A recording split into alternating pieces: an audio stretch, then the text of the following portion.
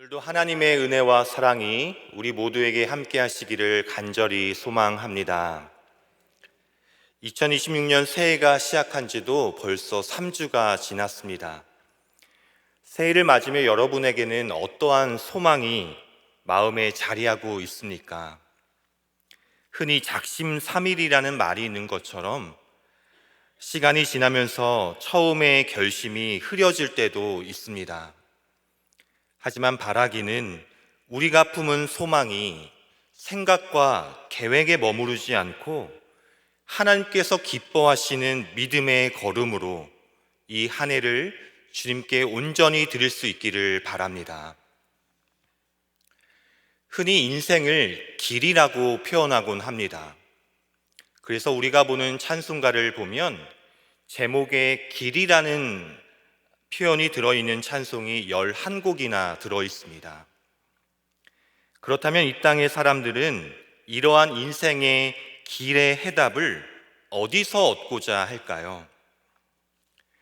오늘날 많은 사람들이 불확실한 인생이라는 길 앞에서 답을 찾지 못하고 두려워합니다. 그런데 이런 모습은 오늘날 우리만의 모습이 아니라 성경에도 그대로 등장합니다. 오늘 본문에는 민족의 앞날을 결정한 중요한 길 앞에 서 있는 이스라엘 백성들의 모습이 나옵니다.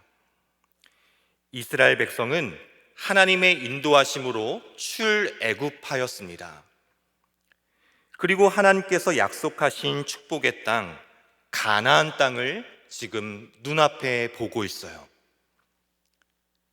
이스라엘에게는 광야 시대가 끝나고 아브라함 때부터 약속하셨던 가나안 시대로 들어가는 역사적인 전환의 시점 앞에 서 있습니다. 이제 눈앞에 저 요단강만 건너게 되면 가나안 땅에 이르게 됩니다. 그런데 이 요단강을 건너는 길이 쉽지가 않습니다. 그래서 오늘 본문 4절 말씀을 새번역 성경에서는 이전에 가보지 않았던 길이라고 표현하고 있습니다. 사실 우리 인생이라는 길이 그렇습니다. 한치 앞을 알 수가 없고 어떤 일이 다가올지 예상할 수 없는 가보지 않은 길입니다. 그렇다면 새해를 시작하는 이 시간 이때에 이전에 가보지 않은 우리의 인생길을 우리는 과연 어떻게 걸어가야 하는지 오늘 본문 말씀을 통해 주님의 음성을 들을 수 있기를 바랍니다. 먼저 하나님께서 앞서 인도하시는 말씀을 따라가야 합니다. 여리고 점탕을 마친 이스라엘은 이제 가나안 땅에 들어가기 위해 요단강 앞에 서 있습니다. 그런데 이스라엘이 요단강을 건너야 하는 그 시기를 성경은 특별히 오늘 본문 15절 말씀에 이렇게 언급합니다. 요단이 곡식 거두는 시기에는 항상 언덕에 넘치더라. 평소에 요단강은 강폭이 약 30m, 깊이도 1m가 채 되지 않는 얕은 강입니다. 그런데 곡식 거두는 시기인 3, 4월은 비가 많이 오는 우기입니다. 이때는 강폭이 1.6km까지 넓어지고 강물의 깊이도 3, 4km까지 깊어집니다. 또한 헬몬산의 만년설이 녹아서 강물과 만나는 시점에 이르러 곳곳에는 심한 급류가 형성이 돼요. 도저히 쉽게 건널 수 없는 강이 되어버리는 것입니다. 그런데 오늘 보면 1, 2절 말씀을 보니까 이스라엘 백성들은 지금 이 요단강 앞에서 진을 치고 3일을 유숙하며 기다리고 있습니다. 3일 밤낮을 요단강의 거센 물줄기를 바라보며 이스라엘 백성들은 어떤 생각을 했을까요? 이 요단강만 건너면 되는데 왜 하필 하나님은 이때 나에게 이런 상황을 주셨을까? 우리가 과연 하나님의 말씀만으로 저 요단강을 건널 수 있을까? 이 3일의 시간은 약속의 땅을 향한 소망의 시간이 아니라 오히려 두려움의 시간이었습니다. 하나님께서 때로는 우리에게도 이러한 3일의 시간을 주실 때가 있습니다. 갑작스러운 육신의 아픔으로, 또한 가정과 자녀의 문제, 경제적인 어려움으로 믿음이 흔들리고 마음이 무너지는 3일의 시간입니다. 어떤 성도님들에게는 단순한 3일이 아니라 1년이 되고 3년이 되고 10년이 지났을지도 모르겠습니다. 주님의 은혜가 임할 가나안 땅을 바라보면서도 눈앞에 넘실대는 요단강 앞에서 그저 서 있는 기다림의 시간입니다. 하지만 우리의 힘으로는 아무것도 할 수 없는 이 무기력한 3일의 시간은 동시에 하나님만이 하실 수 있음을 인정하는 또 다른 의미의 3일의 시간이 됩니다. 그리고 그 자리에서 하나님께서는 비로소 이스라엘 백성들에게 오늘 본문 3절 말씀에 이렇게 명령하십니다. 오늘 본문 3절 말씀을 함께 읽겠습니다. 백성에게 명령하여 이르되 너희는 레위 사람 제사장들이 너희 하나님 여호와의 언약궤 매는 것을 보거든 너희가 있는 곳을 떠나 그 뒤를 따르라. 아멘. 하나님께서는 언약궤를 맨 제사장의 뒤를 따라가라고 말씀하십니다. 그리고 이어지는 본문을 자세히 살펴보면요, 이 언약궤가 백성들의 앞에 있어야 함을 거듭해서 반복하여 말씀하고 있습니다. 6절 말씀에도 언약궤를 메고 백성에 앞서 나아가니라. 11절 말씀에도 주의 언약궤가 너희 앞에서 요단을 건너가나니. 14절에도 언약궤를 메고 백성 앞에서 나아가니라. 여러분, 이것이 우리에게 주시는 메시지는 무엇일까요? 언약궤가 상징하는 것은 하나님의 임재와 말씀입니다. 하나님의 말씀이 늘 우리보다 앞서가야 하고 우리는 그 말씀 뒤에 있어야 합니다. 다시 말하면 우리의 인생길을 걸어갈 때 그 어떤 것보다 하나님의 말씀보다 앞서지 말아라. 주님은 다시금 우리에게 말씀하고 있습니다. 우리가 주님의 인도하심을 받으려면 주님이 우리 앞에 가시도록 해야 됩니다. 가보지 않는 길일수록 우리 앞에 두어야 할 것은 나의 생각, 나의 감정, 나의 뜻이 아니라 하나님의 말씀입니다. 또한 이어지는 4절 말씀을 보면 너희와 그 사이 거리가 2000규빗쯤 되게 하고 그것에 가까이 하지는 말라. 주님 명령하시며 2000규빗을 지금의 길이로 환산하면 약 900m가 됩니다. 언약궤를 맨 제사장을 가까이 따라가게 하지 않으시고 왜 약 900m쯤 거리를 유지하라고 하셨을까요? 지도를 검색해 보니 우리 세문안교회에서 강화문까지가 약 900m 정도가 됩니다.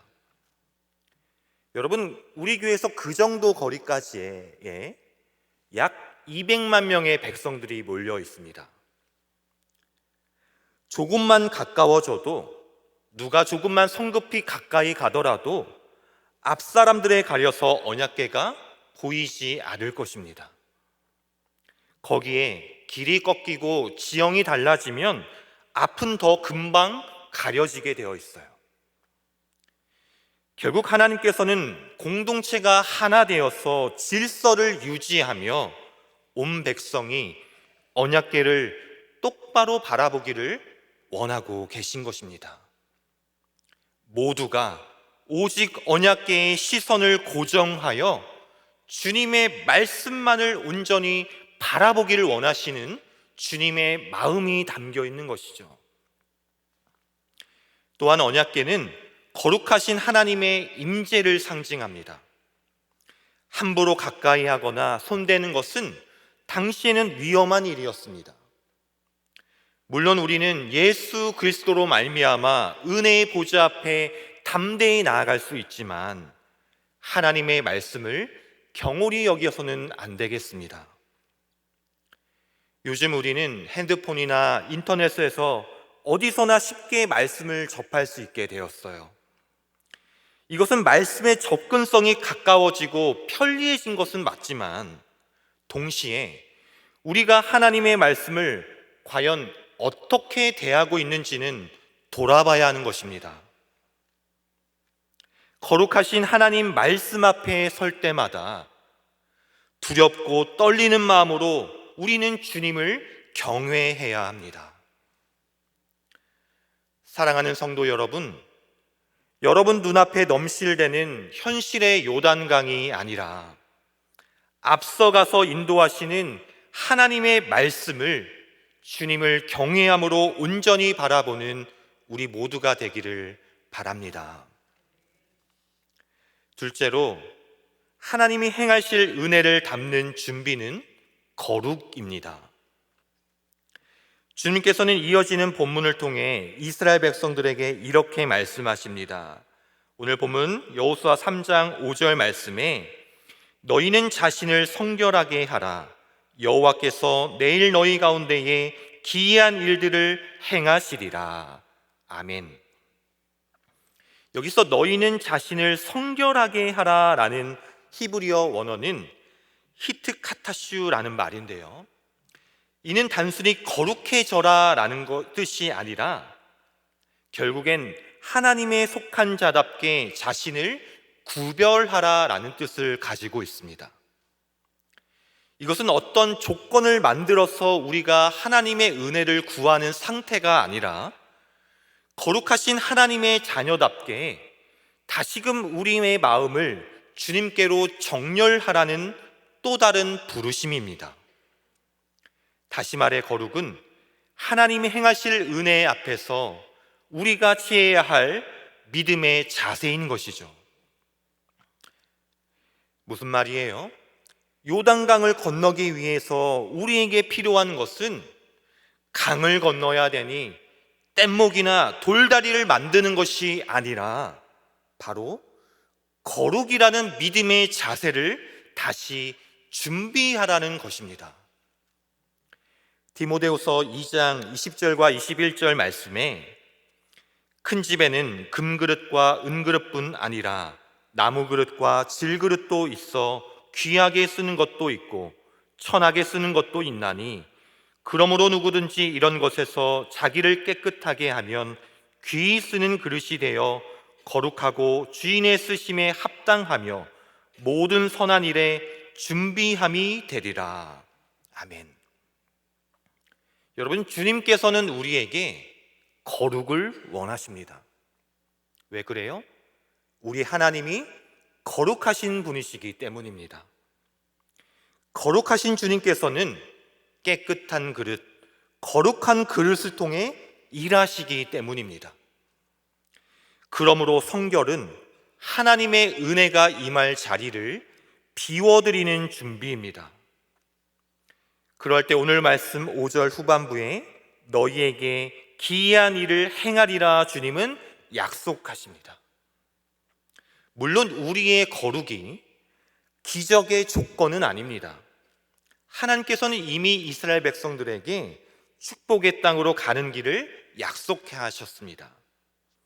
하지만 거룩한 하나님의 은혜를 담기 위해서는 우리는 마땅히 깨끗한 그릇으로 스스로를 잘 준비해야겠습니다. 제가 전도사 시절에 고등부 사역을 할 때의 일입니다. 기억에 남는 한 학생이 있는데요, 당시 고등부 예배가 아침 9시였어요. 지금도 그렇지만 일요일 아침 9시는 고등학생들에게는 참 일어나기 힘든 시간입니다. 대부분 지각도 하고 그래서 격려도 했던 일들이 많이 기억이 나는데, 한 친구가 매주일 아침 7시 반이면 고등부실에 혼자 앉아 기다리고 있는 겁니다. 10분도 아니고 30분도 아니고 1시간 반이나 먼저 늘 이른 아침에 일찍 와서 예배를 기다리고 있었습니다. 그래서 왜 이렇게 일찍 오는지 제가 물어봤더니 이야기를 들어보니 이렇습니다. 그 친구의 집안 사정이 참 어렵고 많이 힘들었는데 일요일에 교회 가는 것을 아버지가 강하게 반대하셨대요.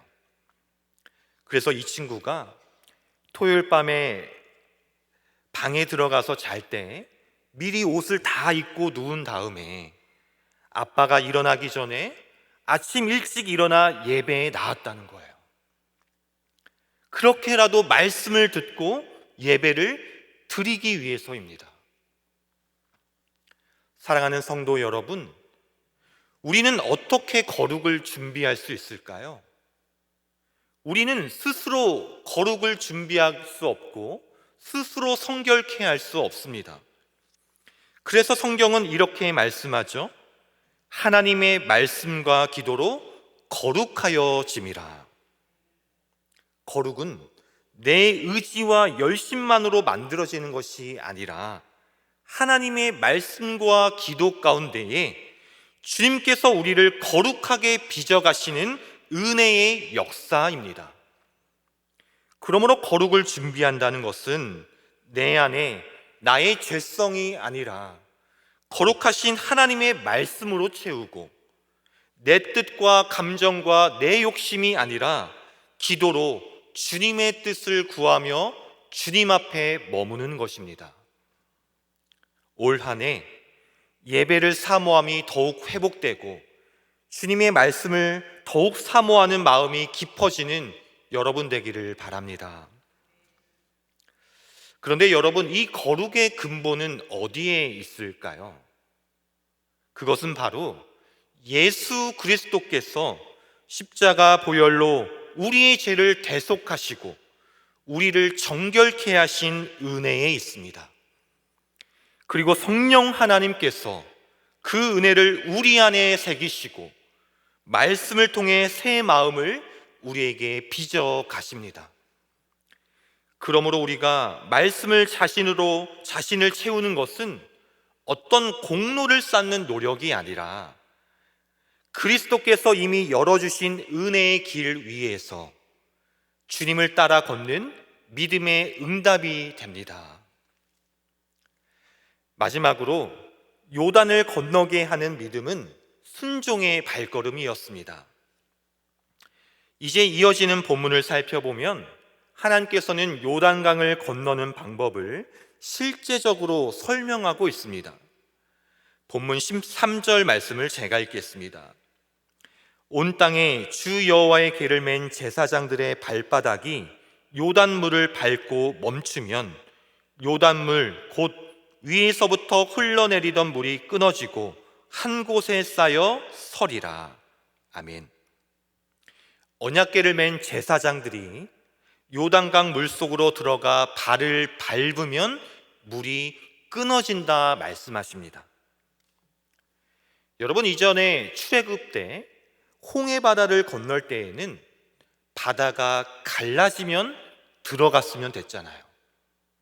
그런데 이번에는 넘실대는 요단 강물에 제사장들이 먼저 발을 밟으면 물이 끊어지고 길을 열어주신다는 말씀입니다. 이것은 같은 은혜의 역사 같지만 더 깊은 순종과 믿음이 필요한 것이었죠. 또한 여러분, 지금 요단강은 어떤 강이라고 했습니까? 지금 우기로 인해 강물의 깊이도 깊어지고 물살도 거친 상태입니다. 말씀을 따라 여기까지 왔는데 그동안 주님을 바라보며 믿음으로 주님께 헌신하고 교회를 섬기며 살아왔는데 우리 앞에 여전히 넘실거리는 삶의 요단강을 바라보며 그리고 그런 강물 앞에서 제사장들은 어떤 마음이 들었을까요? 얼마나 두렵고 얼마나 마음이 무너졌을지. 그런데 결국 제사장들은 주님 말씀에 의지하여 순종의 한 걸음을 내딛었습니다. 그러자 이어지는 말씀을 살펴보면 제사장들의 발이 물가에 잠기자 물이 그쳤느니라 성경은 말씀합니다. 심지어 17절 말씀에 보면 마른 땅이 되었다고 말씀하시죠. 여러분, 하나님의 은혜의 말씀도 중요합니다. 말씀은 들음으로 우리에게 은혜로 나타납니다.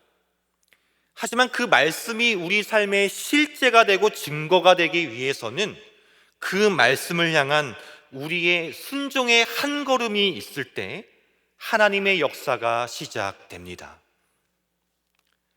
새해가 시작되었지만 여전히 넘실대는 삶의 강물이 눈앞에 아른거리는 분들이 계십니까? 저 요단강 앞에서 막막하고 두려움 가운데 계신 분이 계시지는 않으십니까?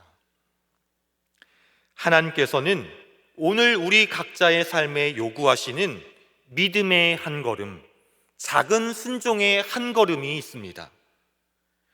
주님께서 우리에게 원하시는 그 믿음의 한 걸음을 내딛어서 주께서 열어주시는 선한 길을 걸어갈 수 있기를 간절히 바랍니다. 그런데 문제는요, 이 말씀에 순종한다는 것이 참으로 어렵다는 데 있습니다.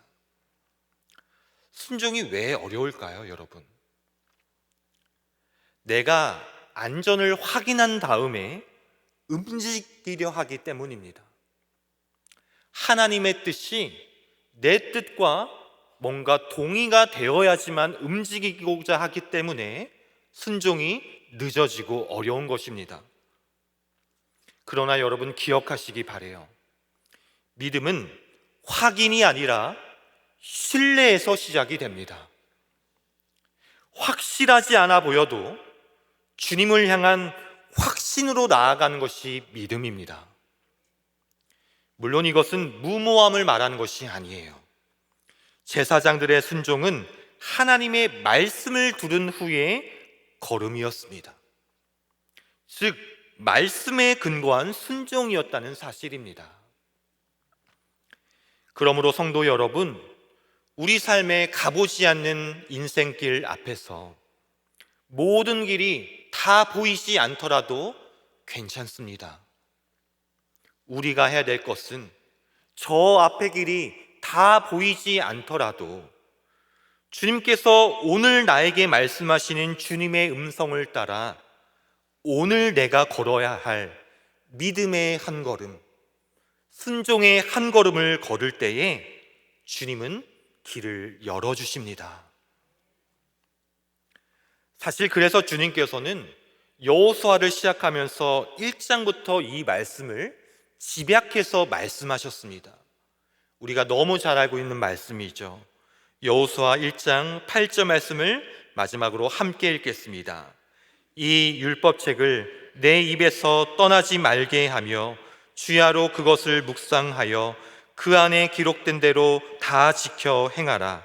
그리하면 내 길이 평탄하게 될 것이며 내가 형통하리라. 아멘. 말씀을 맺겠습니다. 2026년 새해 우리 앞에는 단 한 번도 가보지 않는 길, 그렇지만 마땅히 건너야 하는 저마다의 요단강이 있습니다. 여러분, 우리는 길을 만들어내는 사람이 아닙니다. 그리스도인이 길을 걸어가는 것은 우리가 스스로 길을 개척해서 가는 것이 아닙니다, 여러분. 우리의 길이요 진리요 생명 되신 예수 그리스도를 따라가는 것이 우리 그리스도인의 정체성입니다. 예수 그리스도께서 이미 십자가의 길, 구원의 길을 앞서 걸어가심으로 우리에게 생명의 길을 예비해 놓으셨습니다. 그러므로 사랑하는 성도 여러분, 그 길을 이미 앞서가서 부활과 승리를 확정해 주신 주님을 바라보며 말씀으로 자신을 거룩하게 준비하는 우리가 되기를 바랍니다. 더 나아가 당장 눈앞이 막막하더라도 오늘 내가 할 수 있는 그 믿음의 한 걸음, 그 작은 순종의 한 걸음을 내딛어서 하나님께서 열어주시는 길을 함께 건널 수 있기를 바랍니다. 특별히 올 한 해 우리 세문안교회가 성령 안에 하나 되어 말씀 앞에 함께 정렬되고 주님이 인도하시는 길을 한 마음으로 걸어갈 수 있기를 소망합니다. 그러할 때 우리를 두렵게 하는 요단강을 넘어 우리에게 예비하신 저 은혜의 땅으로 나아가는 우리 모두가 되기를 주님의 이름으로 축원드립니다. 아멘. 거룩하신 하나님, 오늘도 우리를 말씀으로 붙드시고 인도하여 주시니 감사합니다. 우리의 길이요 진리요 생명 되시는 예수 그리스도를 바라보게 하시고 성령 하나님께서 우리 마음을 정결하게 하셔서 은혜를 담을 거룩한 그릇으로 준비되게 하옵소서.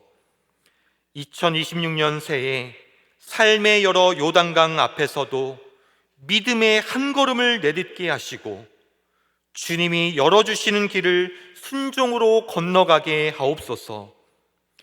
특별히 우리 세문안교회가 성령 안에서 하나 되어 말씀 앞에 함께 서게 하시고 전심으로 주님을 섬기는 순종의 공동체 되게 하여 주옵소서. 예수 그리스도의 이름으로 기도드립니다.